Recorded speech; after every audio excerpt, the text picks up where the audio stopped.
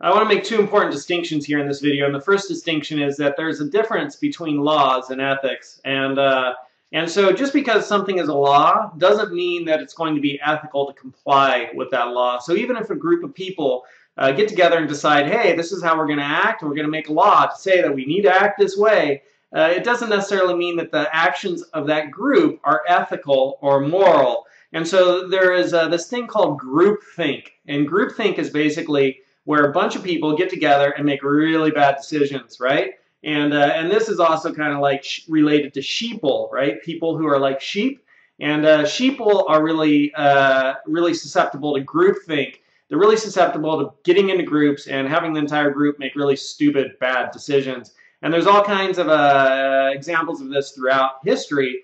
And it's also something to be aware of individually, that whenever you see a group of people just being like, oh, okay, Humpty-Dum, Humpty Dumpty Dumpty, we'll just go along because everybody's doing it.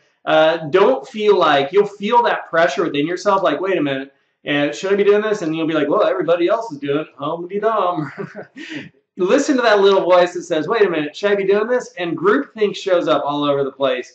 And so, for instance, there was one day when I was at swimming and they worked on the pool and my nose was burning and my eyes were burning and everybody's swimming, and I asked the coach, I'm like, hey, what's up, man? My nose is burning, my eyes burning, what they do to the pool? Coach is like, don't worry about it. Everybody's like, don't worry about it, mine are burning. And I was like, no, I'm not going to swim in a pool where my nose and my eyes are burning. It's not normal. There's some kind of chemical in this water, right? So I'm the kind of person who'll be like, not going along with all the group.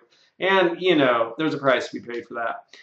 So laws versus ethics. What you should know is that just because a group of people decide that something should be a certain way, and we're going to make a law that it is going to be that way, it doesn't necessarily mean that that is ethical or moral behavior. So one example of that, a classic example of that, is during the late 30s and early 40s in Germany, laws were instituted to round up all the Jewish people, put them on cattle cars, send them to concentration camps, shoot them, burn them, gas them, throw them into ovens, get rid of them. And those laws are extremely unethical, right? And so it would have been ethical behavior to like go against that law, and it would have been unethical behavior to comply with that law, because you're not really thinking of others when you put them on cattle cars and send them to concentration camps. So, you know, at what point do you feel moral, ethical responsibility to stand up to the forces that are in power and say, this isn't right? And so Martin Luther King was one individual who stood up to the forces that were in power and said, this isn't right, along with a lot of other people, to have segregation in America, which was supposed to be the land of the free. Hello. And you know, Gandhi is somebody else who stood up against the power establishment and said, look, these laws aren't right. And then, you know, who else? And so, you know, we put Japanese people in concentration camps in America and took away their property in World War II. And we had the entire McCarthyism thing, right, where we were doing like inquisitions on people.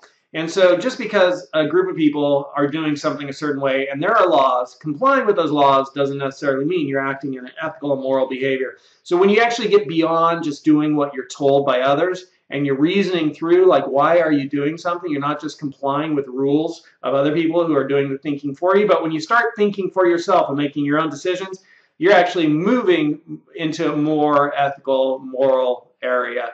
And that doesn't mean you're going to make better decisions, because there might be people who are thinking for themselves and making poor decisions.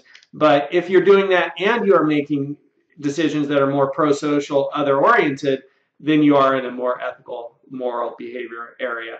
All right, the next distinction, that first distinction is just making a distinction between laws and ethics. The next distinction is to make a distinction between morals and ethics. And you know what? I've heard people debate like morals are this, ethics are that.